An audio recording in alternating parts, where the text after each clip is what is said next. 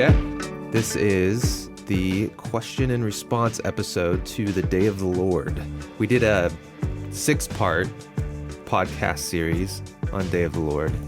6 hours of us talking about the Day of the Lord. Holy cow. And many of you listened to it. Yeah. And I think it was really beneficial. It was beneficial for me. I think a lot of other people found it beneficial. Yeah, I was really stimulated too. It was great. I learned a lot. But it left a lot of questions remaining.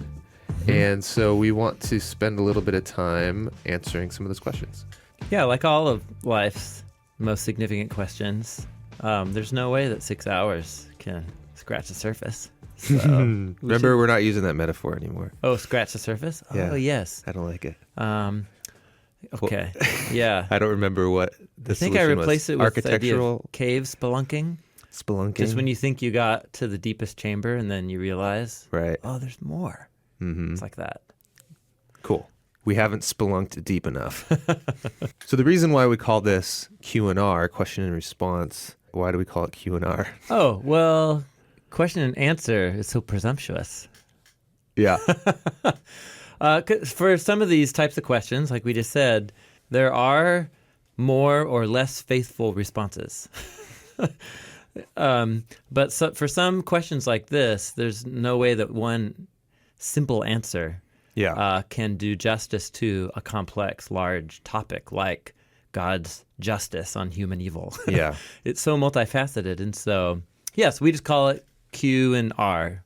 We're happy to respond to every question, but that doesn't mean that our response is comprehensive or doesn't leave room for any more questions. Right. It's not definitive. Yeah, I just feel like the more the humble, the road of humility is to say, I have a response and I think it's right, but ask me in 5 years after I've read and thought some more and I might actually have a better response.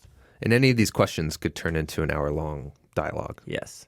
Yeah, so John's going to force me to not allow that to happen. Oh, well, I better not continue to ask questions on behalf of these people or it'll happen. Our first question comes from Andrew File, and here it is. Hey guys, Andrew from Fresno, California. Thanks for the video. I've noticed that how you view the Day of the Lord has a lot of implications from how you serve and how you engage the world. How do you go about having conversations with folks that have one of the extreme views that the world is going to burn and, you know, it's a picture of violence and wrath? How do you go about having conversations and challenging that view with those you interact with? Thanks, guys. Yeah, really great question, Andrew. I mean, there's one sense in which any view you hold on the Day of the Lord will always be an extreme view, because it's an extreme claim to make, no matter what your view is of how it will happen. It's a view that says Something extreme will happen. Yeah, a crucified Jewish man 2,000 years ago is claimed to be raised from the dead, and his invisible presence is with his followers for however long, leading up to the day when he's going to come physically again and remove evil and confront it from the world. That's a very extreme view to hold on whatever, the meaning of life. Yeah. So it makes sense why everybody's understanding of how this goes down is going to create some kind of extreme response. You certainly can't be milquetoast in how you hold that kind of view. Milk toast? Milquetoast. What is that? It's just a phrase that means blah. Yeah? Yeah. Like I don't know that phrase. Lukewarm. I'm trying to think of a Milquetoast. non-figure of speech. Well, I get I get it now, but where does that come from? Milk toast. Milquetoast. Sorry. Aren't you supposed to keep me from these rabbit trails? I just need to know now. Urban Dictionary. Milk toast was often given to sick people as a bland diet, easy on the digestive tract. Milk. Oh. Toast soaked in milk. It's toast soaked in milk. Yeah. It's given to those who are sickly or weak. So it's the idea of, I'm going to give you a response that really doesn't it won't irritate you. Yeah, totally. Okay. Yeah, that's right. Yeah. Wow. Milk That's toast. great. It's milk toast. Yeah. Anyhow, okay, great question. So your view won't be toast soaked in milk. Yeah, so nobody's view is going to be average. Milky it's not toast. an average view to hold about how Sure. history will culminate. Mm-hmm. So, yeah, some people believe that the world will be engulfed in great violence instigated or connected to Jesus' return, or that the cosmos is going to be dissolved by divine fire, or that Jesus' defeat of evil is going to be as equally as creative and surprising as his robbing evil of its power by the crucifixion, which blew everybody's minds. Mm-hmm. So I think the point you said, Andrew, is really great, is conversation. You relate to people of different views by trying to understand them. Why do they hold that view? Yeah. And very few people hold a view on something that they don't think there are reasons for. So somebody who has a different view has what in their mind are good reasons. And so I should try and understand those sympathetically, because I might be missing something. And then you get to a place where if you disagree, you disagree. Mm-hmm. But the theology nerd term for this whole set of questions and issues in the Bible is eschatology. Mm-hmm. Just means final things. The precise doctrine about the details of how history will end and Jesus' return has never been a matter of core orthodoxy in the Christian tradition. In other words, Jesus, the Son of God, died for the sins of the world, was raised from the dead, he'll return, right? This is Apostles' Creed, classical Catholics, Protestants, whoever agrees. Mm-hmm. How and when Jesus will return, and what's the precise manner of him? Like, Christians have disagreed as far back as we can tell from the earliest centuries going out. Mm-hmm. There is no orthodox view. There's just different views that some people think are more faithful or less faithful to the Bible. But those definitions differ from group to group, and so we just need a lot of humility in talking about these types of difficult topics in the Bible. One view that is very prevalent in Western Christianity. It's just the view that many American Protestants have grown up in.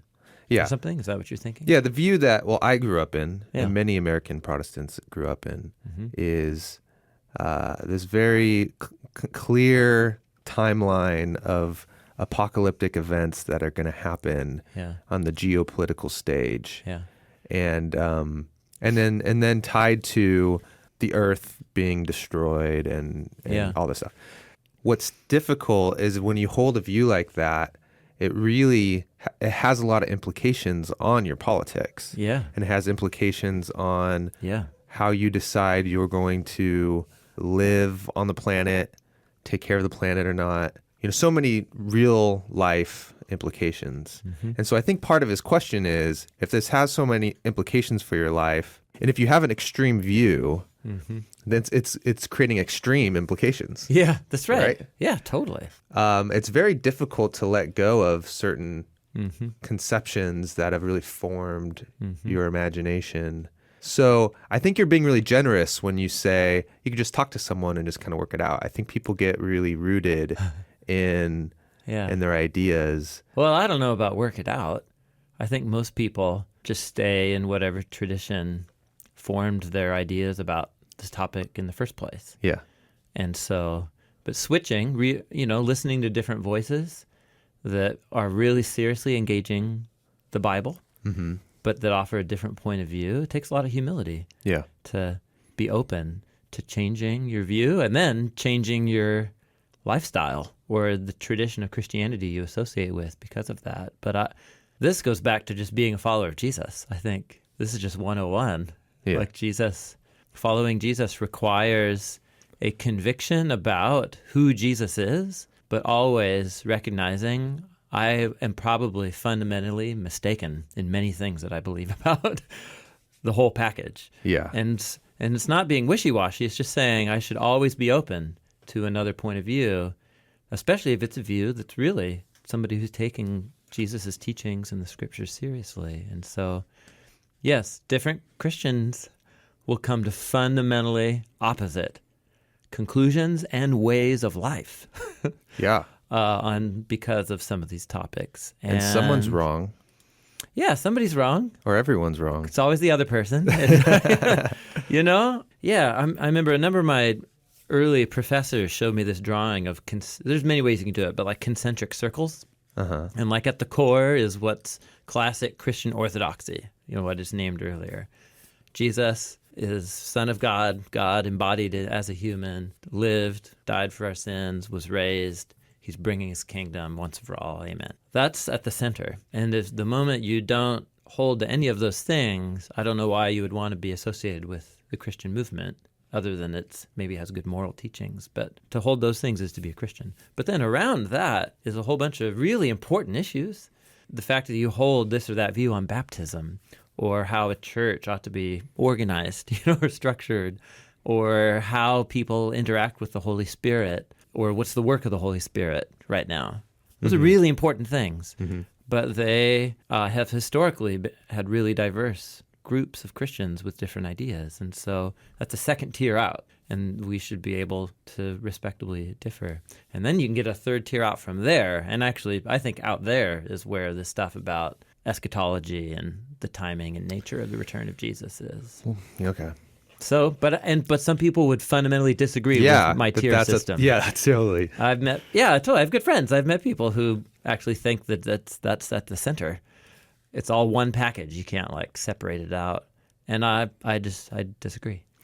I mean, how can it be a third tier thing when it implicates how you think human history is going to go down? Yeah, I don't mean third tier in terms of less importance. I'm just talking about third tier in our degree of certainty about the views that we hold on this very important topic. Yeah. The topic's extremely important. What I'm putting in third tier is the degree of confidence or certainty that I'm going to have that I am correct. And that's a temperament thing, I guess. But I think it's a temperament that all of Jesus' followers should have, because that's just that's how Jesus rolled. You know what I'm saying? Be humble and don't take yourself too seriously. That's a Jesus quote? Oh, sorry. That's me paraphrasing. Don't worry. Okay. Tomorrow's got enough worries of its own. You worry about being faithful in this moment. I'm trying to summarize the Sermon on the Mount in a sentence. I'm not doing a very good job. Anyway. All right. So this leads us into a good question by Matthew Leedy. Thanks for the work you do. My question is, how orthodox is the information you presented on the Day of the Lord? In my post-truth culture, it is hard enough to have open dialogue with my evangelical friends about topics like this that have marinated in pop culture for so many years. I am wondering where these general views, as you presented them, fall along the spectrum of Orthodox Christian thought. Are there certain ideas that are more controversial than others? Before you answer that question, let's do a really quick summary of what the view is that's being that we're discussing, because I don't think there was this one really clear we really intentionally try and craft all our videos that they are capable of fitting within many views on most topics. But people listen through 6 hours of us talking. That's true. And they come away going, oh, this is a view. How would you describe the view, do you think? Oh, well, the biblical view? I'm breaking my own rule of not being humble right now. I was introduced to all of this in a class that I first took in college, on Christian eschatology. And so I learned all about the history of views on the millennium and this 1,000 years of Jesus reigning and what that refers to, tribulation, rapture, final judgment, all that. Yeah. So there's views on all of those things. Yes. And so I read all those books and had to figure out position papers and all that kind of thing. And then I took even another class, a graduate level class on the same topic when I got to seminary. But over the years, as I've gone on and just read the Bible doesn't fit cleanly into any of these systems. There are some pieces that seem to point towards some of those views and some that don't. So there's actually very little of what we talked about in those Day of the Lord podcasts that you can't find in almost all commentaries, good commentaries that are engaging the prophetic literature, biblical narrative, the book of Revelation, apocalyptic stuff in the New Testament. Probably the one thing that I have developed a firm conviction about is the nature of nonviolence in Jesus's mission, which nobody disagrees about in terms of his ministry. It was obviously an act of nonviolence. Where Christians have differed is the role of divine violence in the Old Testament and how that relates to Jesus's conquering or victory, and then how that connects to the manner of the day of the Lord coming in the future. Yeah. And if that will involve more divine violence or divinely sanctioned violence that Jesus commits, or if he'll continue on his nonviolent trajectory. Okay, so I think that's a big shift for many people. Yes. Potentially. And that might be one of the things they mean with your view. Yeah. So the nature of violence. And nature of violence. Maybe, whatever, I don't know, Matthew, what specific things you're talking about in eschatology, but I think in terms of how people's views of if there is some final culminating period of terrible war and tribulation or the rapture and how any of that fits in, what we're doing in the video could fit into any number of those views. You just plug it in. But we just wanted it to stay really close to the biblical narrative and how the themes develop there. Yeah. I think violence sets it apart. Yeah. Well, actually, I'd say the other thing was this idea of the archetypal view of Babylon. Yeah. Which, again, read good Old Testament scholarship of all stripes on the prophetic literature and on the Revelation. And everybody agrees, that's what's happening. Babylon is an image of all of the bad guys, including Israel through the Old Testament up to that point, and that it's John's. The disagreement in modern views would be about the book of Revelation is if it refers to one specific world empire that is to come, specifically the one that will be Babylon. That will be the reigning world empire when Jesus returns. Yeah. Or is it referring to more what we were trying to say is play out the archetypal view, and it's meant for us to see Babylon in any and every human empire leading up to whatever regime happens to be in power when Jesus does return. So those would be two different views. But again, most of the classic things people really argue over, rapture and tribulation, could fit within any one of those. Yeah. Tim, John, thanks for all you guys do. This is Chris from Park City, Utah. Just trying to figure out the connection between how we see Jesus laying down his life and giving up his life in order to defeat evil in the New Testament, not giving into that promise of evil. But that same God in the Old Testament seems to bring plagues and one nation up against another nation where there's a battle or death. And that just seems like it kind of contradicts those two things, and wondered if you could help me connect those dots. Thanks so much. Yeah, great question, Chris. Yeah, thanks, Chris. Totally. So we got a number of questions, which are great, about the nature of violence. So nonviolence in Jesus' whole mission. Yeah. And then nonviolent confrontation. Jesus was anything but passive. So the word pacifist comes with too many other things that aren't helpful for understanding Jesus' use of nonviolence. So Jesus was very confrontational, but he clearly rejected violence as a means of doing what he was doing. And so then there are implications you have to think through in light of that backwards. Right. How then do I think about divine violence? Because you can't get around the fact that there are many stories about people dying because they did something wrong, right? Being turned to stone. Well, specifically just being that's zapped down in the tabernacle. Yes. Totally. People dying. People get worked over. Yeah. It's violent. Because of divine violence. Divine violence. You haven't mentioned God yet. So the reason why all these stories are about a person or people who die because of actions attributed to God. Yeah. Divine violence. Divine. So how do so it's backwards. Yes. How does the divine portraits of divine violence in the first 3 quarters of the Christian Bible relate to Jesus, who not only chooses, advocates, and demands nonviolence of his disciples, but actually says that how he is reflects the heart of God. Be merciful, as your heavenly Father is merciful, and gracious and kind to ungrateful and evil men. Compare that to show the Canaanites no mercy. So is God merciful, or does God show his enemies no mercy? So there's a surface level tension there, backwards. And then there's a tension forwards with how you think, which model do you think God's going to use to defeat evil at the culmination of history? Zap people. The Old Testament divine violence model or the Jesus style? I'm not saying I'm even happy with that way of setting up the question, but that's how it appears to us. Yes. And so typically people will either just say, well, sometimes God chops people's heads off as an act of judgment, and he's God, he can do that. Yeah.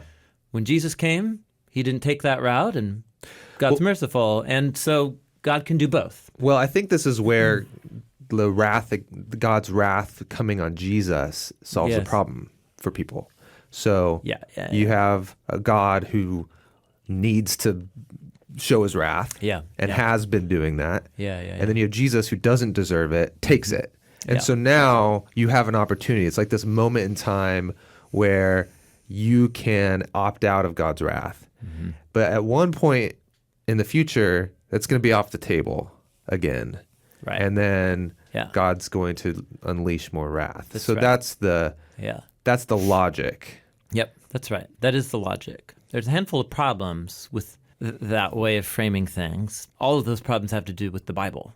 The Bible itself poses some interesting challenges and doesn't quite say exactly that logical train of thought. Okay. You have to take some things out of context and string them together into a new thing. But it's like all of our attempts. We're not intentionally trying to distort the Bible, but we often inevitably do so. We're trying to make sense of it. We're trying to make sense of it and tie things together. Yeah. So there's a few things. First, just in terms of the wrath, you won't find a sentence in the Bible that says God punished Jesus, or that Jesus suffered the wrath of God. You actually won't, and trust me, I promise you, because I have held that view for a long time until I had read the Bible a lot, and then I intentionally went on the search, and I couldn't find that.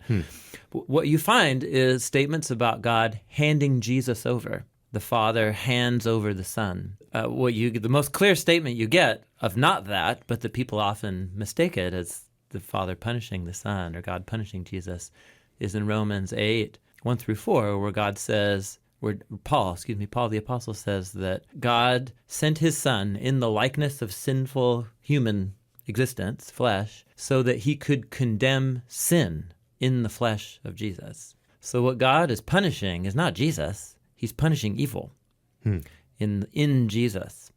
How? And this all has to all of this, at least as far as I can tell, goes back to that conversation we had in the podcast about consequence versus punishment. And this is really what it's rooted, so much of this conversation is rooted in, is how does God punish people? What is the nature of God's wrath?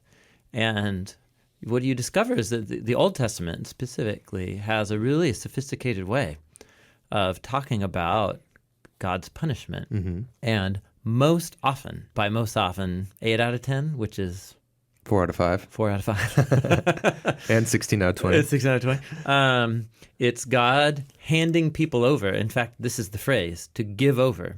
In Hebrew, it's the verb natan, to give people over to the consequences of their decisions. So we talked about this in the podcast. What was God's punishment on Jerusalem for centuries of covenant unfaithfulness? Well, you read Ezekiel, and he's first-person speech in the mouth of God. I'm going to bring the sword after you. I'm going to strike you. I'm going to... Okay, so God's taking responsibility for what's about to happen to Jerusalem. But what is it that actually happened to Jerusalem? Like, the divine lightning didn't strike it from the sky. Babylonian armies came and sacked the city. Why did they do that? Well, just read Ezekiel or read Jeremiah. King Zedekiah had made a treaty with the king of Babylon. He broke the treaty and was forming secret alliances with other nations planning to rebel. King Nebuchadnezzar finds out about it, and he won't tolerate it. So what's the explanation for why Jerusalem fell? Well, in one sense, it was just really bad politics on the kings, on the part of the kings of Judah. But the prophets interpret that and speak on God's behalf and say, that is my punishment on you. That's me bringing a sword. It's me. What's that saying? You, the kings of Judah, rejecting the God of Israel and choosing to form military alliances with their neighbors instead of trusting that God would keep his people safe, even if it means the Babylonians come. But because they rejected trusting the God of Israel, He's giving them over to the consequences of their decisions. And the prophets don't view the consequence and punishment as separate things. They're the same thing. Mm-hmm. And that's right through. It goes all the way back to the garden. The day that you eat of the tree, Adam and Eve, you will die. And then they eat of the tree. And what happens? I mean, every reader going back to ancient times has noticed what doesn't happen. Yeah, they don't die. They don't die, but they do get banished. They forfeit their opportunity at the first business partnership, Mm-hmm. and they're banished from the temple, the garden, which means they're now separated from close proximity to the author of life. And so they die eventually. Mm-hmm. And so the consequence is the punishment. Mm-hmm. And that goes just right through the whole Old Testament. And so when Paul says God handed Jesus over to death, who's perpetrating the violence against Jesus? Roman soldiers. Mm-hmm. And as a result of a rigged trial pulled by the Jewish leaders of Jerusalem.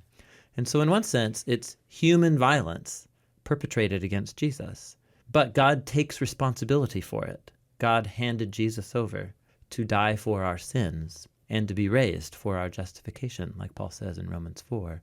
And so you see this pattern where God punishes evil by handing humans over to the consequences of their decision. And what's happening in the story of Jesus is the Father handing over his Son. And Jesus not going unwillingly. Right?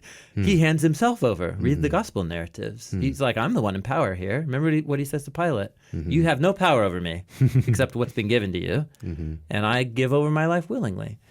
So Jesus hands himself over. Jesus becomes the place where God punishes sin by handing himself over to our evil and to let our evil do its worst. By bearing the Jesus. consequences. Yeah, and so Jesus is bearing the wrath of God and what's the wrath of God? It's handing a human over to the consequences of human evil. Except that human is God himself embodied in the person of Jesus. And so it's our categories of separating out punishment and consequence don't help us understand what's going on in the cross. That's one layer of the question. Okay. So when you go back and you look at the Old Testament narratives, portraits of divine violence, I said 8 out of 10, so 4 out of 5. Portrait of divine violence, God takes responsibility for it, but if you read the actual narrative of the violence, it's humans committing the violence. In other words, it's very rare to find a narrative where in the narrative, God is directly doing the violence. Okay. And even the ones that you assume, you think for sure you already know are God doing it, there's so interesting. There are little details there that show that the biblical authors themselves are deflecting or trying to show you some deeper truth. For example, in the final plague in Egypt, the death of the firstborn. Yeah. So Pharaoh kills the firstborn of the Israelites. Eye for eye, tooth for tooth. Yeah. Right? And Exodus 12, I'm going to strike the firstborn. Of the Egyptians down. All pass through, all strike. And then, but you read Exodus 12, you read the narrative, and then God says, I'm going to pass through, and I will give the destroyer to kill the firstborn. The person who actually does the killing, or the entity doing the killing, is all of a sudden, in Exodus 12, we'll just read it to you. It's so fascinating. The whole chapter, you're like, oh, God's going to kill babies. Yeah. He says it. It's gnarly. It's so gnarly. Yeah, Exodus 12:12. I will go through the land. I will strike down the firstborn of Egypt. The blood will be assigned to you in the houses where you live. When I see the blood, I will pass over you. I. Then you actually read the narrative, verse 23. For the Lord will pass through to smite the Egyptians. He'll see the blood and won't allow the destroyer to come in to your houses to smite you. Who's the destroyer? Exactly. So, dude, are you ready? I'm ready. Chris, this is way more than you asked for, but it's really fascinating. The destroyer is an evil being who appears in a handful of narratives where you see plagues spreading, like the strike of a plague. It happens in 2 Samuel 24, where David does this military census of the people of Israel, and God's really angry at him. And so God says, pick your punishment. and David chooses plague on his people Wow. instead of a number of his other punishments. And then God says, I'm going to bring this on you. And then who appears? An angelic being bringing destruction called the Destroyer. This one's even more fascinating. In the grumbling narratives in the wilderness, where God opens, like the earthquake that opens up and swallows up that guy Korah and his whole crew, the snakes that come and bite people and kill them. So you read the stories, and it just seems like direct divine violence. If you read in the New Testament, if you go to 1 Corinthians 10, where Paul's warning the Corinthians of how they're taking the Lord's Supper in a way that's dishonoring the poor people in their midst. And he says, yeah, stop that. It's a really bad idea. You're going to shame poor people in the name of Jesus. Don't mess with Jesus. Don't mess with the poor in Jesus' name. He doesn't like that. And then he warns them. He says, don't be like the Israelites who grumbled. Don't grumble like some of the Israelites did and were destroyed by the destroyer. And you will read the book of Numbers, all 7 of the grumbling narratives, and the destroyer does not appear once. So what Paul has done is he's developed, based on the appearance of the destroyer In the Exodus story, he's formed a method of interpreting divine violence. And where he sees God doing direct divine violence, he assumes that divine violence was God giving people over to some destructive force that is the thing that killed them. In this case, the plague. The destroyer refers to a plague in almost all the cases where it occurs. So modern Westerners, we think, oh, well, it was just a plague happened, and then the biblical authors were like, that was God. Right. But that's so foreign to the biblical mindset. This is a deep rabbit hole. This is great. Okay. Keep all right. going. Okay. So the flood story. Let's take the flood story, for Yeah. example. There's direct divine violence. If Totally. You've ever Just seen it taking before. over the whole world. Yes. Okay. So God says A deluge. the heart of evil is only evil. The heart of heart man. of humanity is only evil all of the time. I'm done. I regret making humanity on the earth. This is the introduction to the flood story in Genesis 6. And so I'm going to wipe the earth clean. Yeah. So God takes responsibility.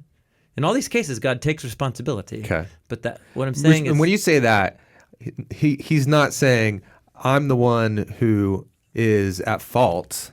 Not that kind of responsibility. He's saying responsibility in that I'm going to solve this. I'm going to be the one that brings a conclusion to this. Well, yeah. I like. Yeah. the What do you phrase- mean when you say take responsibility? Well, what I like about the phrase "God's taking responsibility" is in these narratives, the face value reading is God saying, "I'm doing this.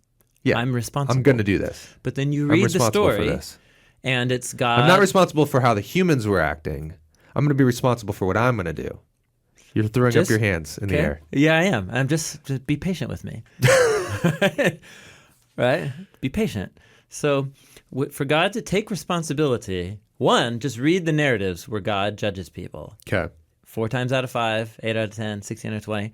It's God handing people over to what humans would see as just the natural, let's not use that word, just the consequences, not natural consequences, just the consequences of a bad, stupid, selfish, sinful decision. Yeah. Cause effect. Cause and effect. And God takes responsibility for that and says, That's me. I did that Yeah. to you. So we're into the worldview of Proverbs here, of the moral universe and cause and effect. Right. And Okay. so on. So there's that. Then there are other narratives where it doesn't seem like there's any human agent. There's no Babylonians sacking Jerusalem Yeah. that God can say, I did it, and you read it's bad. So the Exodus. But then when you think that it's God directly, there's these little textual details that say the destroyer. It's some kind of malevolent something that gnarly is called by a phrase you think refers to some sort of evil spiritual being, but then in other narratives, the destroyer is identified, like in 2 Samuel 24, as a plague. And therefore, when Paul reads other narratives of divine violence, he inserts some other agent into the story. He just assumes that must be what happens. That's right. That's very important for what I'm saying right now, is you can see the biblical Paul doing this. He's making an interpretive Yeah, but what move. does Paul know? You know what I'm saying? he inserts some other agent doing the actual violence to people in Numbers. in the wilderness narratives in Numbers. So, all the way back to the flood, which is a different kind of example. The violence and the undoing, the cause of the death, right, of humans in the flood, it's not lightning. It's the windows of the heavens. It starts raining. The rakia. Yep, and the springs of the deep burst. Now, this goes all the way back to Genesis 1. And you can go through the way the description of the rain starts, and it's item by item a disintegration of what God brought into order in Genesis 1. Sky, land, sea, the types of creatures that Noah brings on the boat, the types of creatures that then die. And this is not just me. People have noticed this for a very long time. The flood story is depicted in the language of the undoing of the order that God brought about. It's decreation. So God is giving the earth over back to tohu vavohu, and chaos. And so even in that example, it's God. So chaos is always crashing at your doors, just like the ocean waves. Yeah. Second law of thermodynamics. Totally. Yeah. We could translate it in other categories, but why is the sea identified with chaos? Well, man, you go to the beach. Oh, it's coming at you. It's just like it's always coming at you, but God set a boundary for it, like he says in Job, and says, "Here your proud waves halt, no more." So the land is the place of order, except the desert, right? Yeah. And so the flood is portrayed in this ancient, it's an ancient way of viewing the world, that the flood is God letting the waters take over. Releasing his imposition of order onto creation and giving creation back over to the forces of chaos that are always crashing at the beach. Yeah. Okay. It's a giving over. It's another handing over. In Genesis 1, it's him imposing order. Yep.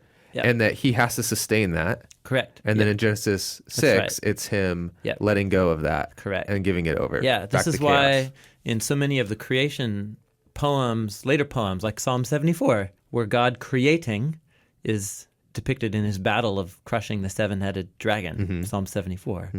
And it's also not just creation, it's creation and order, because he says sun and moon, stars and seasons. So the fact that the world is ordered rather than disordered is because of God's constant sustaining presence. But the moment that he hides his face, which is a common phrase, Old Testament phrase for judgment, and hands people over, or hands creation over, and withdraws his presence, chaos descends. So whether that's the flood, whether that's plague, or whether that's malevolent evil forces, or whether that's giving evil humans over to other evil humans. And so all of this is one thing in the mind of the biblical authors. Yeah. And so when God hands Jesus over, this is God handing himself over to our evil and simultaneously taking responsibility for it at the same time. That's why I like the phrase taking responsibility, because on the cross, God takes responsibility for human evil. He allows it to determine his death sentence. You know what I'm saying? Yeah. I mean, it's a paradox to get your mind around this, but it's God takes responsibility and takes upon himself the death sentence. So if he would have handed over humanity in this way we've been talking, it would have been death for humans. Yes. And so... that's page 3 of Genesis, right? Yeah, you'll die. Yeah. Jesus' death on the cross is God handing himself over. Instead of handing us over, correct, he said, I'll hand myself over. I will take that. Yeah. Myself being the Trinitarian self, right? Yeah. The Father handing over the Son, and the Son's empowered by the Spirit to do so, and that kind of thing.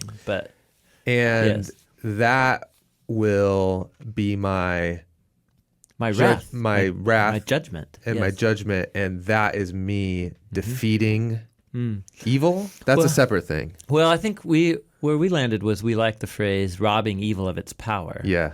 But man, the New Testament authors don't mix their words. They call it a victory. Yeah. A decisive victory. Yeah. Remember Paul? He made a public humiliation spectacle of the powers of evil, human and spiritual, when he triumphed over them on the cross. Yeah. Or the whole book of Revelation is about the victory of the Lamb and the conquering of the Lamb and his followers through dying.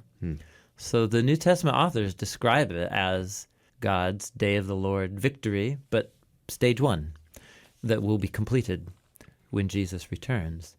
And so this is why, ultimately, I think the readings of the final day of the Lord and the culmination of history that understand Jesus coming back and exerting divine violence, chopping people's heads off and this kind of thing.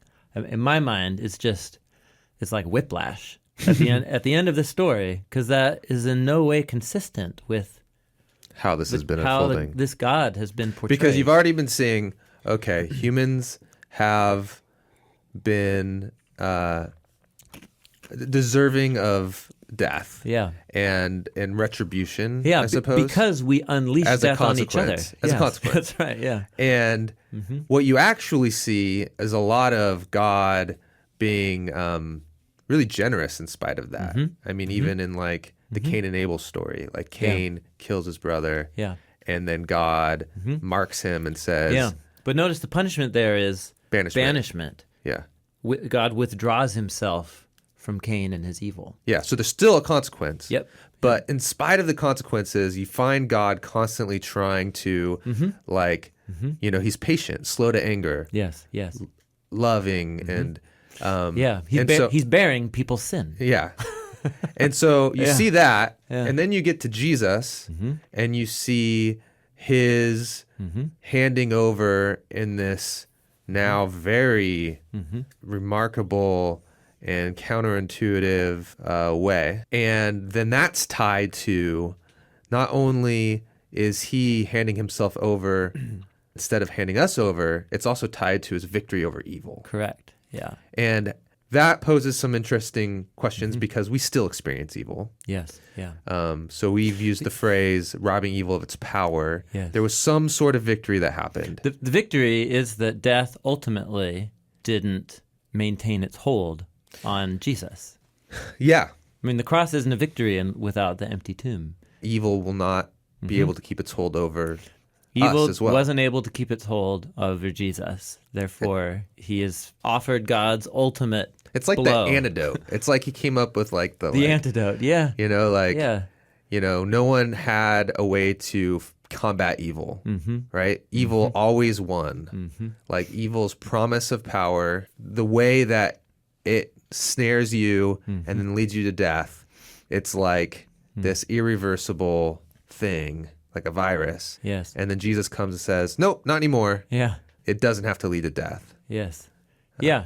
And that's a victory. And that's like a victory. geneticist celebrating that he just came up with a new antidote. I don't know if that's a good metaphor. To others. There's lots of good metaphors. I should say, this is all on the top of my head because I recently had to give a teaching on divine violence in the Old Testament. So I have a recent stack of books in my head. That's why I can spout all of this off the top of my head. So then you say it's whiplash because you get to then a discussion about the future of creation and humanity and how God's going to make things right. How he'll deal and confront evil once and for all, ultimately. Evil and us. Yes, that's right. Right? Well, that's right. Yeah. And the intertwining of us with evil. Correct. Because evil is crouching at our doors and wants to devour us. have his way with us.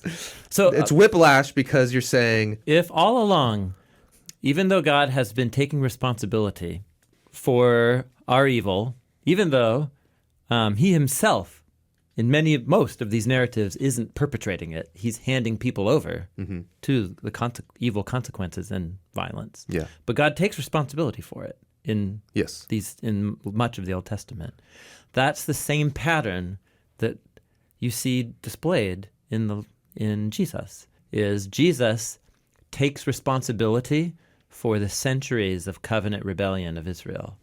Jesus dies as a violent revolutionary against Rome when he himself wasn't. So he is bearing and taking responsibility for his people's evil and for human evil. And what is the result? he eats the consequences. He's handed over to death. And that is God's wrath. Yeah. That's the biblical pattern of how God punishes, is handing people over. But he hands himself So he did over. that with Jesus. But then Correct. the question becomes now, Yes. in the future, Correct. when he still has to deal with Yes.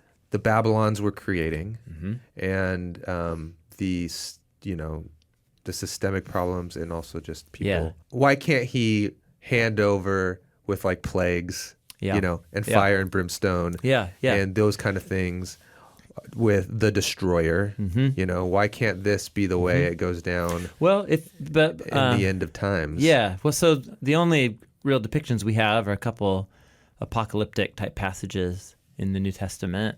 Jesus offers one, talking about the fall of Jerusalem in the Gospels. Paul in his letters to the Thessalonians, and then, of course, the book of Revelation.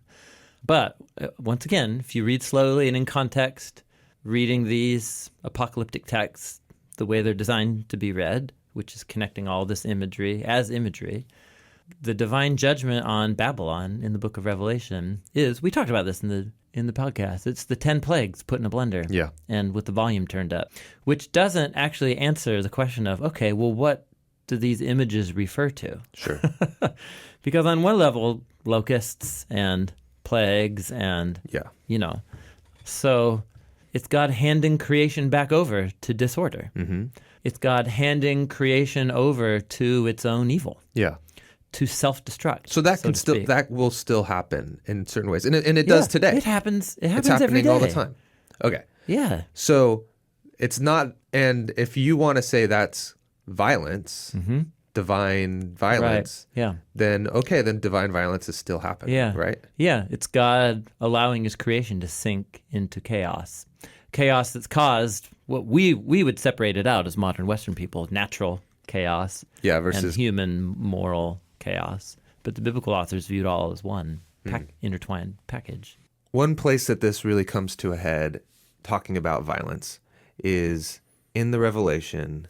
You have the image of Jesus riding in on a white horse, and he's got blood all over his robes. And traditionally, you would think, okay, yeah, because Jesus is gonna kick some butt, and so obviously now he's bloody from battle. Yeah. But when we talked about that, you made a point of that being his own blood. Yes. We actually have a good question from Robin Rempel about that.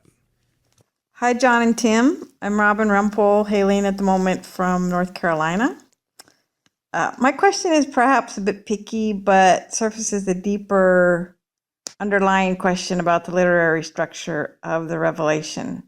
Several times in your video on the Revelation and also in your podcast on the Day of the Lord, you've made a point that in John's vision of Jesus as the High King sitting on a white horse in Revelation 19, the blood on his robe is his own, and that this vision segment is about Jesus's return. However, the reasons you give seem to me to be confusing, and I'm just wondering if somehow your hermeneutics are conflicted. Thanks. So she actually sent some more information on that question. So when she said your hermeneutics are conflicted, I think what she was referring to is how the Revelation, in the way we talked about it, wasn't this chronological sequence of events, but really the hinge for why that wouldn't be the blood of the people he was destroying is because the battle hadn't started yet. So it was appealing to chronology. When chronology wasn't that important in other parts of the Revelation. So I think that's what she meant by a conflicted hermeneutic. Yeah. But in general, I think there is a lot of pushback with that interpretation of it being Jesus' blood. Yeah, we got a couple of questions about that too. Yeah, so Yeah. is this a bit of a stretch? Have other people interpreted it that way? Yeah, oh yeah, totally. Yeah, I didn't make up the idea. I've started reading people who are way smarter than me and found like, oh man, there's so many really, really sharp biblical scholars, present and past, who have argued for that. You actually can't start with that scene of Jesus riding in on the horse to make the full case for that. It's about the depiction of Jesus and his army as victorious as a theme that runs throughout the whole book of Revelation. And so it goes all the way back to the letters to the 7 churches, where multiple people in these churches are being persecuted. He mentions churches being put in prison. Some have died. Christians have died as martyrs. But yet every letter he talks about how that each of these communities can become overcomers or conquerors. To the one who overcomes, Jesus makes a promise of vindication, stuff like that. So that raises the question of, these persecuted religious minorities, but John is telling them that they can be the conquerors. It's like military language. Yeah. What does that mean? Right. And then in the next vision, Revelation 4 and 5, Jesus is introduced as the conqueror. It's the same word as the one who conquers. And it's really important. Before Jesus is introduced onto the scene, he hears Jesus being announced, like a king entering a throne room. He hears, and the elders in the vision say is, "Behold, it's the Lion of the tribe of Judah and the Root of David, who is conquering, who has conquered." And so those are both Old Testament texts: Lion of Judah, Genesis 49, Root of David, Isaiah 11. And in both of those cases, it's God raising up the Messianic king as a violent conqueror and destroyer of wicked people. Yeah. In Genesis, it's like the lion tears and slashes and bites off the bad guy's heads. Yeah, lions are brutal. Yeah, totally. animals. So it's very important. This is the introductory scene of Jesus Yeah. in the Here he narrative comes, arc. the lion. And so he's introduced as the lion and as the victorious, messianic, butt-kicking, kill the bad guys Messiah of Isaiah 11. That's what John hears. So that's the announcement made over the loudspeakers. And then when he looks, the one who walks through the door, what he sees is a lamb, a helpless lamb with its throat slit and dripping, covered in its own blood. And that's Jesus throughout the whole rest of the vision of the Revelation, until the moment on the white horse is the first time Jesus is depicted as not the bloody lamb. So if you read through Revelation 4 and 5 all the way through to chapter 19 where he appears on the horse, every time Jesus is depicted or referred to as the slaughtered lamb. And so this image of the slaughtered lamb obviously is connected to Jesus' sacrificial death. Yes, that's right. And Yeah, it's a metaphor talking about Jesus is the victorious messianic king that the prophets were talking about, the Hebrew Bible, Genesis 49, but his Isaiah 11. victory didn't come from That's being this ferocious lion that could Correct. rip people apart. Yes. His victory came from being a sacrificial lamb. Sacrificial lamb. And in so doing, they aren't contradicting the Old Testament. What they're doing is picking up another strand of Old Testament promise that comes all the way back to Genesis 3 when God promised that a seed of the woman, a descendant of Eve, would come to crush the serpent. But his victory over this Genesis 3:15, this descendant's victory will happen by himself being struck by the serpent. And then that gets played out, especially in Isaiah's depiction of the suffering servant king. Yeah. So within even the book of Isaiah, you've got Isaiah 11, butt-kicking, kill the bad guy's king. Yeah. But then later in the book of Isaiah, you find out that figure is going to be victorious by giving up his own life. So there's two ways to deal with that. The first way is to say there's two different modes. God's in warrior mode, and then he's in sacrificial mode, and he's going to go back to warrior mode. Yeah. Right? Yeah, sure. The second way is to say there's some strange interplay between these two, Correct. which is the way God actually wages war is through sacrifice. Yes. Yeah. Yeah. You have both those portraits in the Old Testament. And what Jesus seems to have done is has read them in light of each other, but reinterpreted the divine violence as an image of conquering by sacrificial love and giving up his life. And if that's then your position, which is that's what Jesus did, then do you begin to reinterpret any divine violence as that, or is there still room for Well, hold some on. Let's just butt-kicking stick in the Jesus? Revelation. Let's finish the thread. Let's finish. From the lamb to the white horse. Okay. So from that scene where Jesus is called the slain lamb who conquers his enemies by dying for them, that's what that image means. Then from there, in chapter 7, the army of the lamb is introduced. And the army of the lamb is introduced as a crowd of people from all nations who have washed their robes white in the blood of the lamb. So obviously, a beautiful mixing of metaphors. They've become pure. It's impossible to do. That's right. That's right. Try to make a robe white with blood. Yeah, totally. So, but symbolically the point is makes the sense. blood, using Leviticus purification sacrifice imagery of through the blood, they have become the pure ones. Yeah. And then later in Revelation 12, where it's the battle between the dragon and the army of the lamb. This is such a great line. In Revelation 12, 10 and 11, our brethren, the army of the Lamb, overcomes the dragon because of the blood of the Lamb and because of their testimony, because they didn't love their lives even unto death. So not only does the Lamb triumph and conquer by giving up his life, but the army of the Lamb conquers by the blood of the Lamb. Conquers the dragon. Conquers the dragon in Revelation 12 by the word of their testimony, speaking the truth of the gospel, the good news that King Jesus died for his enemies. Which is kind of similar to the sword in the mouth. Exactly. Yeah, that's where I'm going. Okay. And then they overcome with the blood of the Lamb, which is explained as they gave up their lives. So that then you come to they conquered the dragon by giving up their lives. Giving up their lives and by their words, by proclaiming Jesus as the true king before the dragon.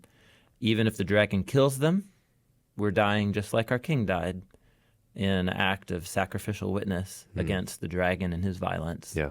And thereby we conquer him. That's what it says. They conquered him through the blood of the Lamb. So that lays there's actually more clues to this puzzle, but those are the main ones. And when you get to Jesus, you're already prepared. Jesus on the white horse. Jesus on the white horse with blood on his robes. And a sword in his mouth, you already know what these images mean. Blood on the robes is an image of purification, of being the pure one who has died on behalf of the testimony or on the message. And so, but it's also pulling from that Isaiah yes, image. Okay, all right. So there's kind of a dual thing going on there. So the other thing is now we're in Revelation 19, the rider on the white horse. So Jesus is introduced. That paragraph is just a load of Old Testament hyperlinks. It's remarkable. I'll just do it because you get the effect. So it's Revelation 19:11.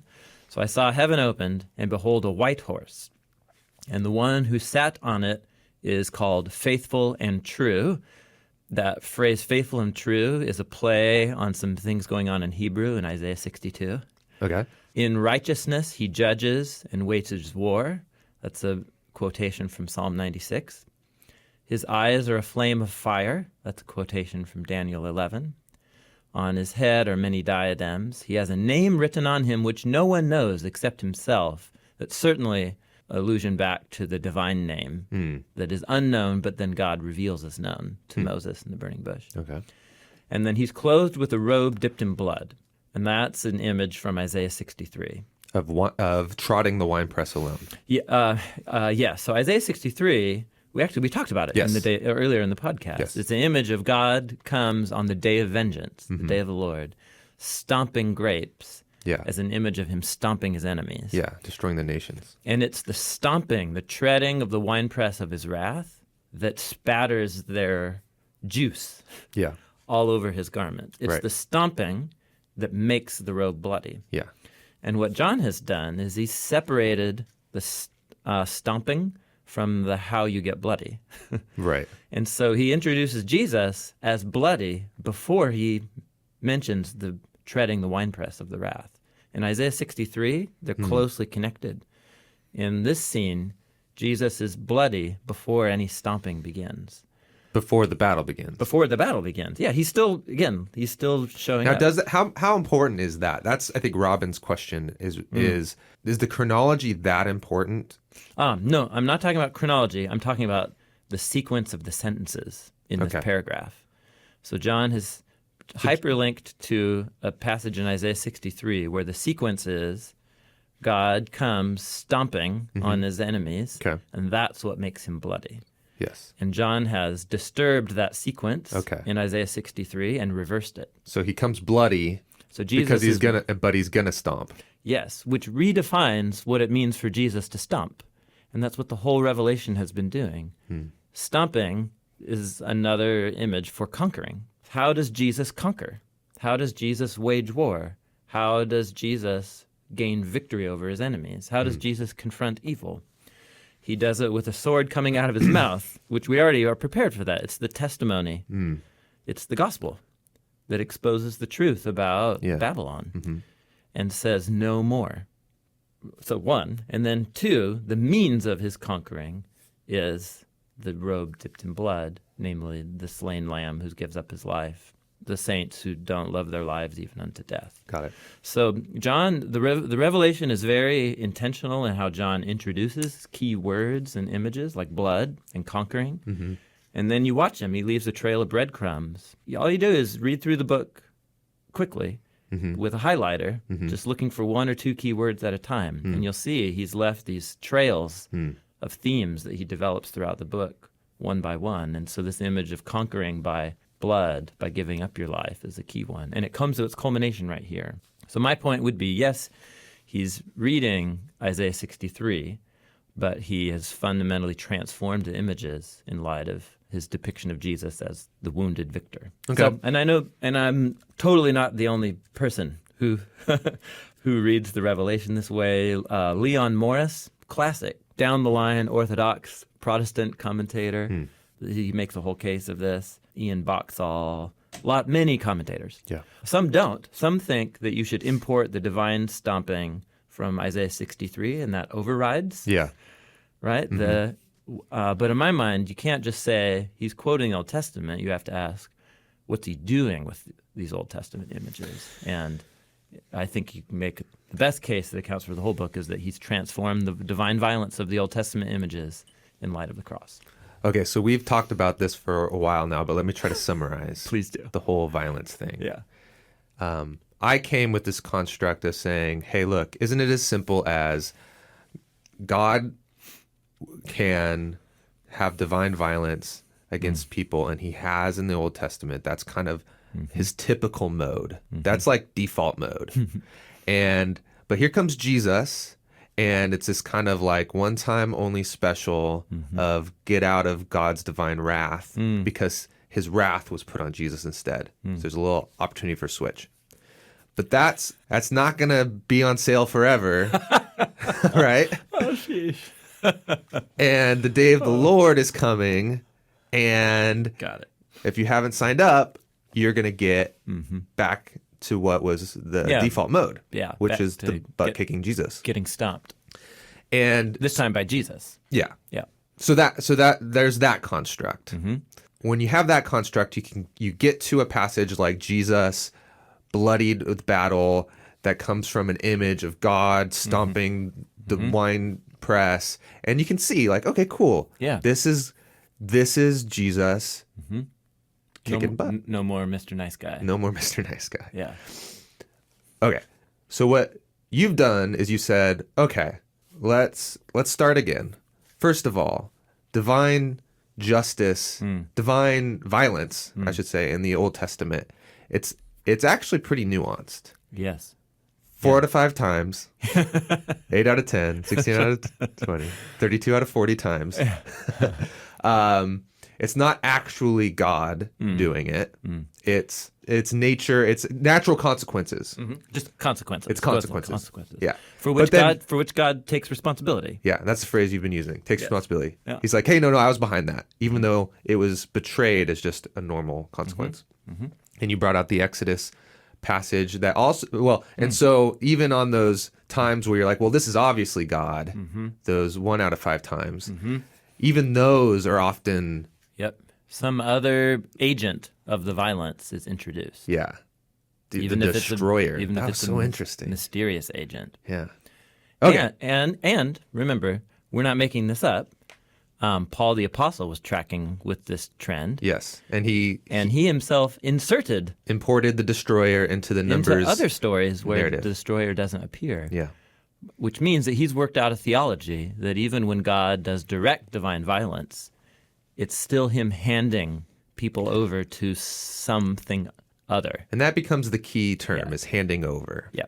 And I loved that idea of God is sustaining the created order, and he is actually making things. He's giving order. He is by his own power. 24/7 imposing order. Yeah. So the And creation so- doesn't implode. And so the consequence is him just saying, I'm going to let unfold what will naturally unfold because of the disorder you're trying to create. I'm not going to create more order out of your disorder. I'm just going to let the disorder be. Yeah. Yeah. And so, yeah, you want tohu vavohu? Yeah. You want formless and void? yeah. Then have it. Yeah. Then Jesus comes. There's this weird thing where, Well, sorry, but I back up and say, but also within the Old Testament itself, there is another strand, another theme of that the real victory over evil at its root, Genesis 3:15, is going to come by a wounded victor. that's true. So you have within the Old Testament multiple strands or ideas about how So it's already evil there. gets ultimately defeated. Yeah. Yeah. So, okay, so here's my question then. Well, and then to finish the loop, Yeah. Jesus comes, he's handed over on our behalf. That is God's wrath. Jesus taking the consequence that should have been ours. And so then the question becomes, But that consequence is humans doing violence to Jesus. yeah, So it's still human violence perpetrating the evil. yeah, And is what- God's wrath. And God takes responsibility. Jesus takes responsibility. He intentionally puts himself in the place of a violent Jewish rebel against Rome to take responsibility for Israel's violence and all humanity's violence. And the followers of Jesus then, empowered by the Spirit, are called to live this type of life of surrender, of sacrificial love. And then where it becomes really clear is in the Revelation, John is trying to make a point is like, this is how you have victory. This is how you conquer. Yep. It seems completely backwards, but Yeah. this is the message. This is how you conquer. Yeah, and he's not the only one who did that. Think of some famous lines in Paul's letters, like Ephesians. First of all, our enemies are not flesh. There is a war on. There is a conflict against evil, but the enemy is not human. It's a darker, spiritual evil that makes humans commit violence and evil against each other. And therefore the armor and the sword and the shield of Christian warfare is truth, right? Salvation, the scriptures, the armor of God Yeah. is another way of both of those themes of the enemy isn't human, so don't kill humans, the thinking that you're solving the real problem. And two, the armor and weapons are all metaphorical for Christian virtues or for the gospel. So Paul the Apostle is totally on the same wavelength as the author of the Revelation. This John, who wrote the Revelation, had a more creative imagination. Yeah. With his He really- symbolic imagery. Yeah. That he mostly derived from the Old Testament. Yeah. Yeah. Okay. With all that in mind, does God still kick some butt sometimes? Right? The sheep and the goats. Right? Yeah. Or the wheat and the tares. It's like God's gonna come and he's gonna say, you guys are cool. Yeah. You guys are not cool. Yeah. And the images you get are of weeping. So the sheep and the goats, it's like, Well, both of those just have to do with separation. There's coming a moment when God will separate out evil from his creation. but it's pretty violent and There's a variety of images that Jesus uses yeah. in his own teachings. There's a variety of images that Paul uses and that's used in the Revelation. And many of them conflict on the literal level, you know, fire and or darkness. Right. Well, which one is it? Yeah. Well, Dark that's fire. not the wrong question. because they both are meaningful depictions of what happens to evil if it is contained and left to itself eternally. Yeah. So darkness is the image of isolation and blindness. Fire is the image of, obviously, self-destruction Yeah. and decomposition, disintegration. Yeah. Obviously, weeping and gnashing of teeth are images of resentment or grief. And sorrow. Yeah. Grief. And then containment or separation, the image of being outside the city. Mm-hmm. And then Paul's image in 1 Thessalonians 1 is away from the face of the Lord, which actually is a phrase that he borrowed from Isaiah chapter 2. But it's the garden banishment image. It's if I don't want to be a part of God's creation where the key value is love for the other is more important than myself, which is what Jesus embodied. Mm-hmm. If I don't want to be a part of a world where the economy of relationships and all relationships on all levels is the other is more important than me. If I don't want to live in that world and the high demand that it places on me, then God won't allow anyone or anything to spoil that world that he's going to create. And so he contains evil. And the only references to its ultimate destiny and those who choose it are these images that we just surveyed. I don't need anything more than those images, personally. To make you want to not be... I don't need any more information. I don't want to know. That's not my responsibility. Yeah. My responsibility is to love my neighbor. Yeah. And not kill people thinking that I'm accomplishing something, right? Yeah. Something that's actually going to solve the real problems of the human condition. So one thing you can say then from this construct that you're saying, which you're calling biblical.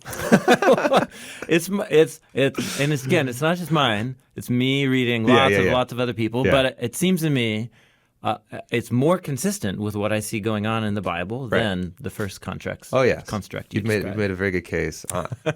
It seems like what the Bible is saying about how God is going to deal with evil, the problem of evil, and in us, but also in the created order, is to conquer it through sacrifice. Yeah. And that, it just boggles the mind because, okay, that worked maybe at one point, and maybe that'll work for me, but that can't work on a universal scale. Yeah. Like, you're not going to change the whole world that way. Yeah. Don't you have to come and finally just impose some divine biceps, like right.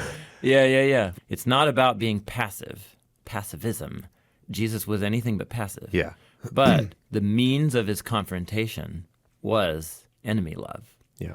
And self-sacrifice. And so as far as what this ultimately refers to, how God deals with and contains and separates out evil and those who choose it. To me, it's so fundamentally inconsistent with who Jesus is, not just was, but who he is and continues to be.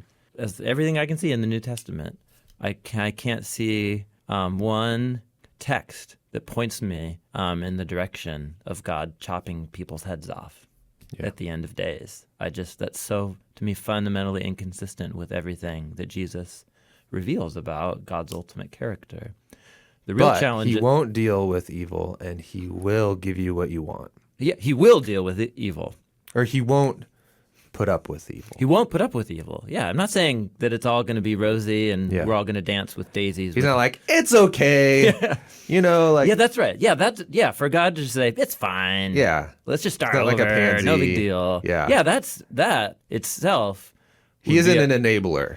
Correct. Yeah, that would be a horrible overlooking of the train wreck of human evil. So what it shows is that we as humans, we're trained. Our bodies are rigged to fight. Yeah. You know what I mean? Right. I think about this all the time. Oh, man, I've got young boys. Totally. Yeah, we both have little boys. Yeah. It's very clear watching the aggression that's just in their bodies. Yeah. And then when I think about moments, the things I think about as I go to sleep, my fears and so on of somebody attacking my kids or something, those little bad dream scenarios that you make up. They don't happen to you. You make them in your mind. Yeah. And then you're like, oh, why did I do that? But yeah, and then I end up in these little imaginative scenarios where I'm like fighting people to protect my family or something. So our imaginations are captive to that framework. Yeah. And it's so difficult for us to think about how God could confront and remove and deal with evil and people who choose evil in a way that doesn't involve violence. Like, we just don't even know what that scenario could look like. But it seems to me that's the whole point of the cross, is that it broke open a whole new way of everything, especially with how God confronts evil. Well, to do that successfully would require true power. To be able to be vulnerable but still conquer means you're really powerful. Right? Yeah, that's interesting. Yeah, huh? You have a different kind of power that is more powerful than picking a fight. Because by nature, being vulnerable means you're going to get destroyed, and then that's it. Yeah. But if being vulnerable and sacrificial means, you might get worked over, but you will actually conquer in the end. Yes. That means there's a deeper power at work. Yes. Yeah. Yeah. And that's why I think the apostles in the New Testament don't abandon military language. Paul, they use the language of conquer, fight, battle, armor. Because it is. Weapons. Yes. It requires an enormous amount of activism. Yeah. Right. Like if you think about somewhat like a sword fight, and if one guy is trying to kill the other guy and the other guy is trying to fight him, but not kill him. Who's got the harder job? Whoa. That's a really good, there's an author, a theologian with a recent book out on divine violence in the Bible and Jesus. His name's Greg Boyd. He has a chapter called Divine Aikido. Oh. And Aikido is this ancient martial art where the whole point, it's entirely defensive. Self-defensive. Yeah, self-defense. But what you do, it's about learning how to redirect the momentum and energy coming at you aggressively and disarm it. Yeah. By turning that momentum back on them. Yeah. So you somehow, they're running at you. You find a way to leverage it so that their energy flips them upside down with you on top. And then they're trapped in their own. And the purpose isn't then to pound on their face. Yeah. It's to to immobilize them. It's to make it so the fight's over. Yeah. Yeah. So I really love that metaphor, the cross, the crucifixion as divine Aikido. That's Greg Boyd's phrase, not Aikido. Mine. Aikido. It's a jiu-jitsu move. Yeah. It's Jesus putting you in a sleeper is it hold. A move? It's not a martial art, it's a move? Oh, no. That jiu-jitsu is probably another form. Yeah. But that's when someone does something so like a really crafty statement or something that just kind of disarms you or like just wins with one clean swoop. People tend to say like, whoa, that was like some verbal jujitsu. Yeah, that's right. Yeah, a redirecting. But your way of putting that was really clicked my imagination. Right, In a sword fight, who has a harder job? Who has a harder job? The one trying to chop off a head or the one trying to win but not killing the opponent? Yeah. Which one's more of a battle? Which one requires more creativity? Yeah. More power over your muscles than your movements. Wow.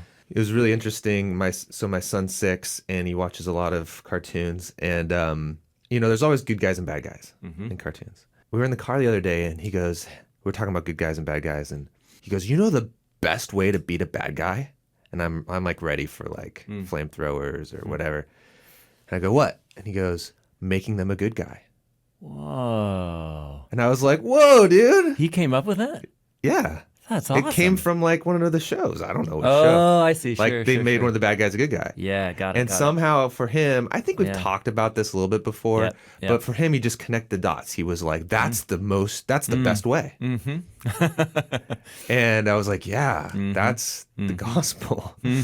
Like, it's crazy. Yes. While we were enemies and God died for us. Yeah, God's own love is demonstrated in this. While we were sinners, the Messiah died for us.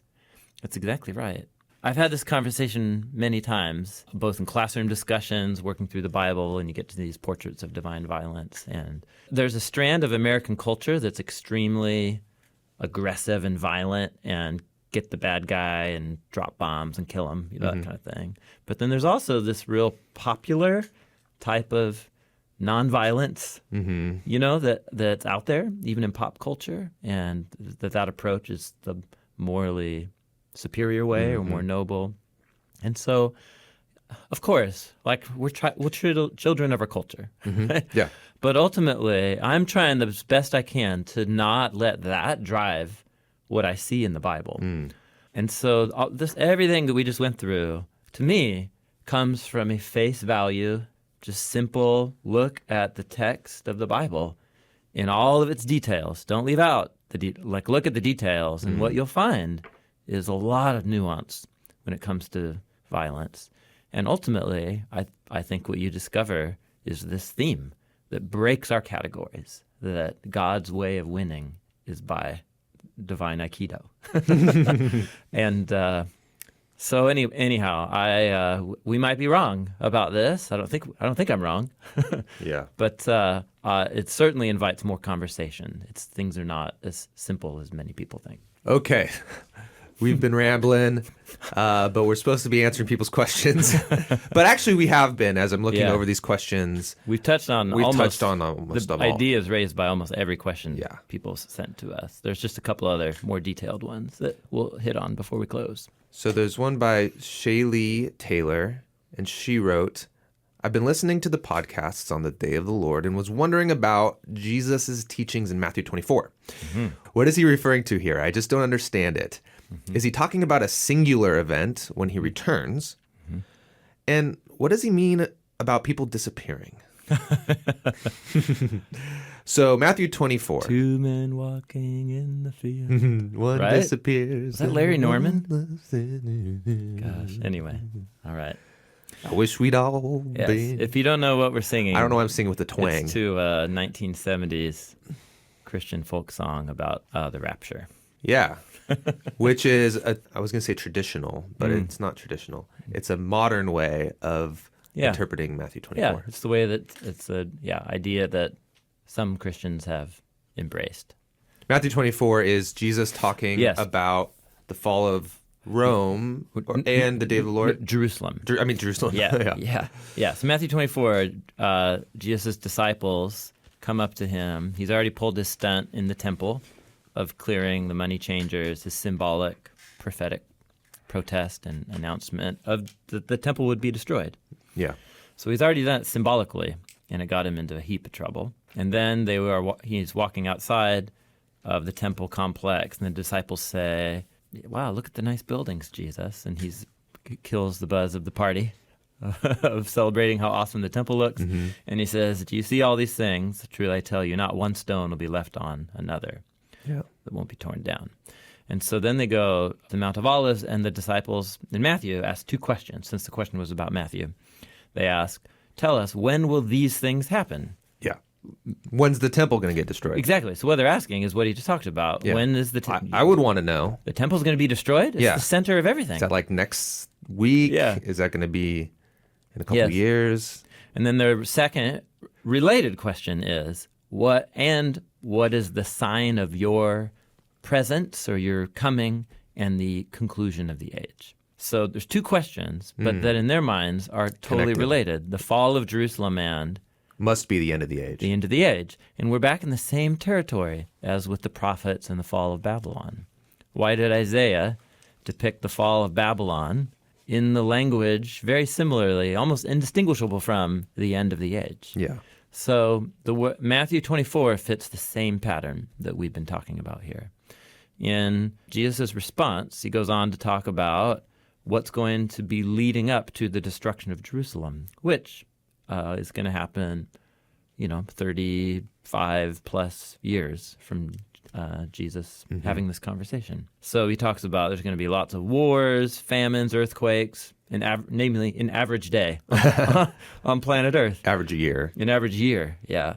There's going to be lots of false leaders, false messiahs. That's a whole rabbit trail. But in other words, people who will come claiming to be the king from the line of David who's going to kick the enemy's butt and save us from Rome. And there were those figures. They're the ones who started the war against Rome in the 60s, in 30 years from Jesus saying these words. Then he talks about how when you see Jerusalem attacked by the Romans, and the phrase he uses to describe it is from Does he Daniel. say by the Romans? What he says is, when you see the abomination of desolations, Oh, right. and standing in the holy place, which in both Daniel and in the passages in Isaiah, it's referring to the Assyrian king. The Assyrian king coming to Jerusalem. Coming to Jerusalem. And then after that, the Babylonian king and his armies coming to destroy and defile Jerusalem and the temple. For Jesus, he's picking up on this motif, talking about the marching of Gentile soldiers into the temple to destroy it. And we know that that's what he meant. What's fascinating, Luke, in the Gospel of Luke, has a parallel to the speech of Jesus. And at precisely this point, he takes out the abomination of desolation and replaces it with an image his readers could understand more easily. Right. And he says, when you see Jerusalem surrounded by armies, you'll know that its desolation is near. Okay. So there you go. So he's talking about the destruction of Jerusalem. But then he goes on to start using apocalyptic imagery from the prophets about it. So great tribulation like the world's never seen. It sounds like the end of the world. It sounds like the end of the world, but it's doing exactly the way Isaiah envisioned the fall of Babylon. Which, if you had listened to the previous 6 hours of conversation, especially towards the beginning, you talked about the mountain range. Correct. That's and right. so looking straight on, not straight on, from the side, it's hard to distinguish each hill cascading upwards. Yeah, that's looking straight on towards the mountain with the foothills in the foreground. Right in front of you. It just looks like one long string hills Yeah. up to the tallest one. And that's how it feels when you're reading these That's prophetic. how it feels. That's right. Yeah. But if you look at the course of history, obviously, Which is the other vantage point. Is the other vantage point. Jesus, looking back, could tell the fall of Babylon, in 539 BC wasn't the end of the world, but it was one step. It was a manifestation of the day of the Lord. Yeah. Against the ultimate Babylon, which is why, right? Go back to Matthew 24. Right after this, he quotes from Isaiah 13. Immediately after the tribulation of those days, the sun will be, this is a quote, the sun will be darkened, the moon won't give its light, the stars will fall from the sky. He's quoting from Isaiah 13's depiction of the fall of Babylon, and he's applying those words to the fall of Jerusalem, but which again goes to show he believes that Jerusalem has converted to become Babylon. Yeah. And so what he's predicting is the fall of another Babylon. Israel become Babylon, which isn't the first time Israel's become Babylon. So that goes on. So her question, is he talking about a singular event when he returns?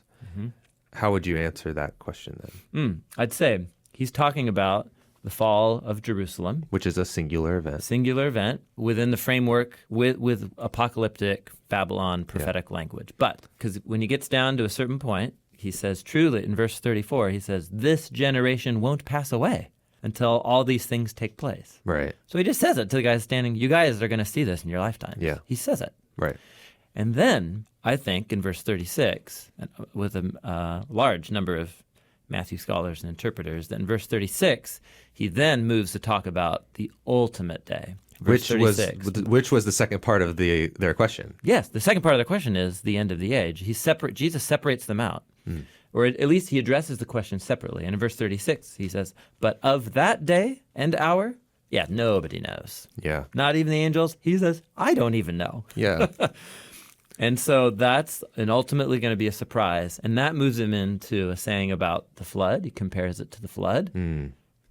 It's very intentional, handing the world over to its chaos, handing Jerusalem over to the chaotic flood waters.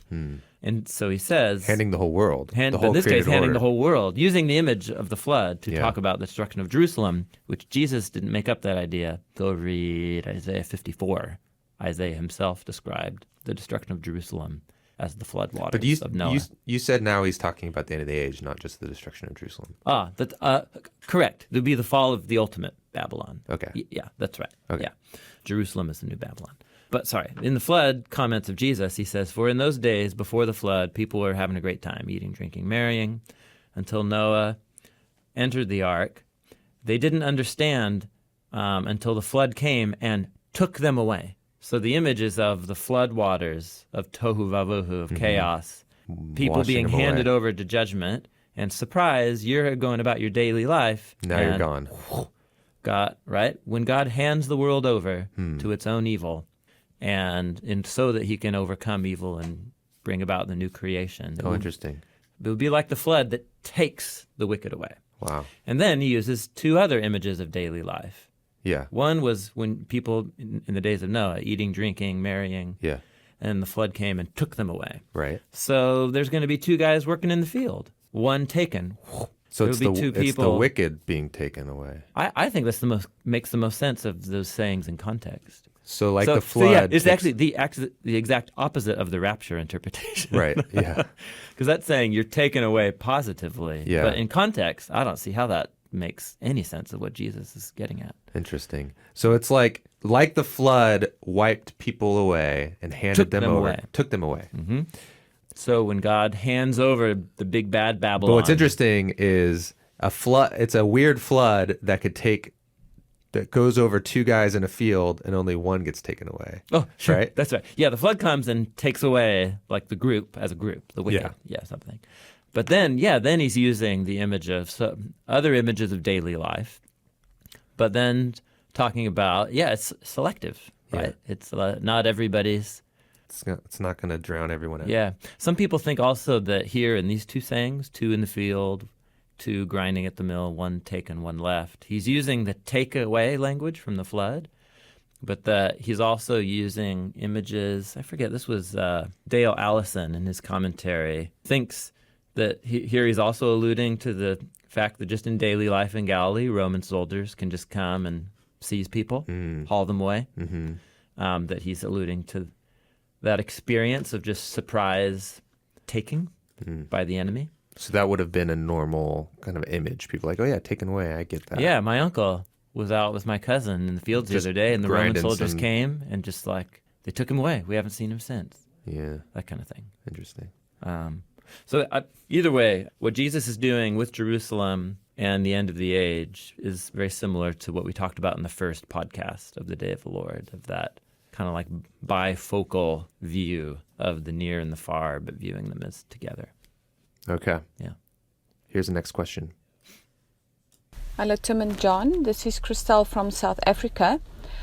My question is, if you know that you stay in a Babylon where there is state capture and corruption and a lot of violence going on, should one immigrate or should one stay put and just recognize it as the day of the Lord?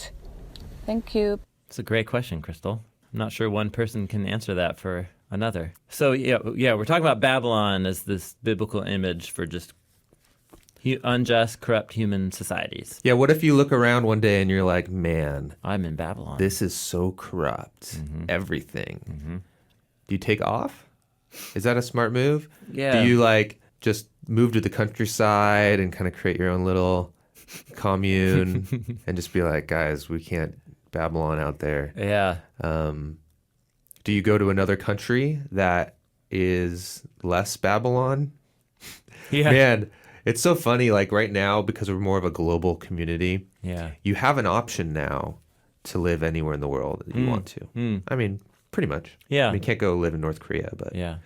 there's a service out there where it's for like, especially for like programmers and people who can kind of work from wherever. And they match you with cities that really fit your personality. Whoa. And they'll then try to relocate you there, help you find a job, or just help you just live there. Yeah. And so you take this like survey of like what you're looking for in life, and they'll be like, oh, you want to live in Amsterdam. Whoa.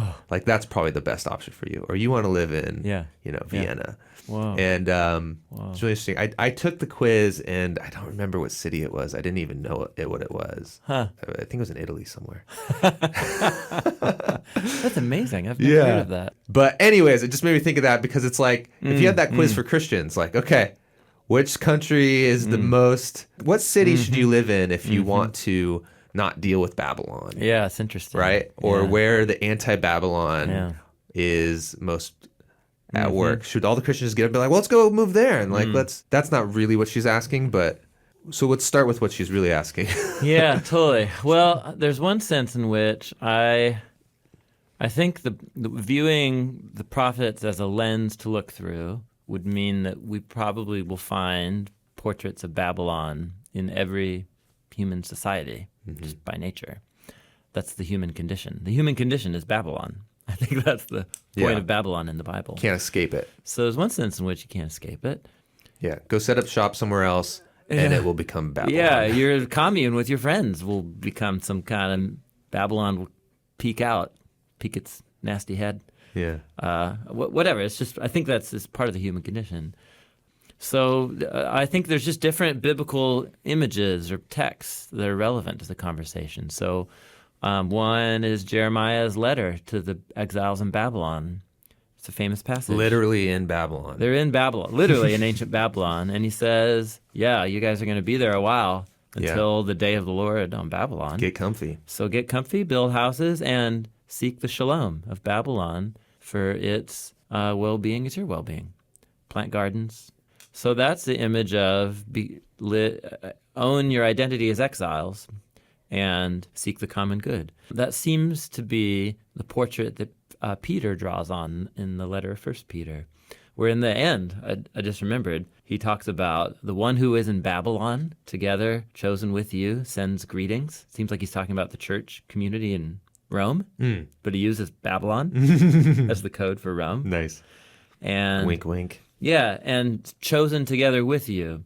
And he's writing to church communities in what would be modern-day Turkey, Asia Minor. And he calls them exiles and immigrants and wanderers in chapters 1 and 2. So Peter conceives of the whole of Christian existence as life in exile in Babylon. And he doesn't tell them to move. He just says, bear witness to Jesus, seek the common good. If people hurt you or kill you, bless them in the name of Jesus and trust that God will vindicate you.